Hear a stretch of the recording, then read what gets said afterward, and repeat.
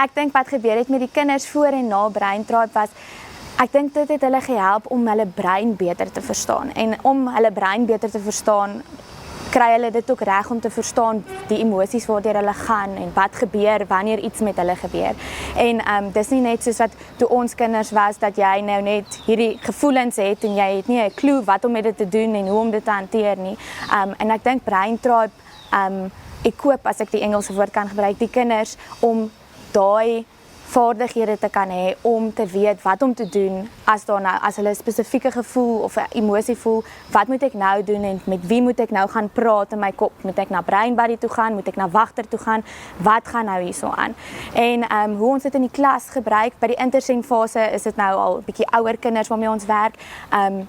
Maar dit maak glad nie saak nie, die ouderdom van die kind is relatief as jy kyk na die awesome vaardighede wat Braintribe vir hulle leer. Ons gebruik definitief bou en breekwoorde baie in ons klasse.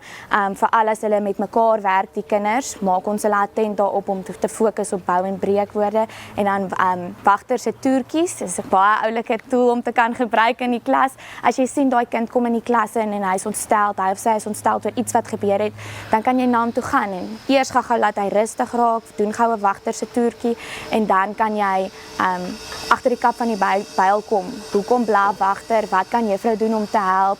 Al daai goedjies ook. So ek dink dit is definitief 'n awesome inisiatief om te kan gebruik in jou klas. Vir my persoonlik was dit lekker om dit te kan op toepassing maak van die kinders.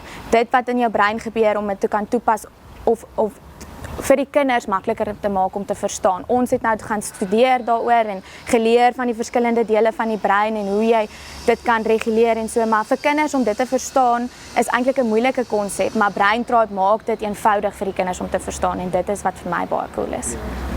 Vir my persoonlik is dit definitief ietsie wat ek elke dag kan gebruik.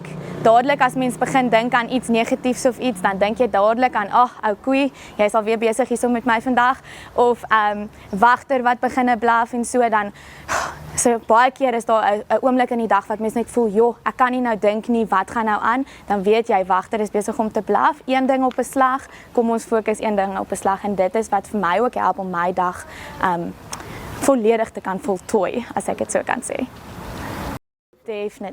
Definitief en ek dink dit is 'n fantastiese idee om die emosionele intelligensie onder kinders te kan opbou en beter maak en dat hulle mekaar ook beter kan verstaan.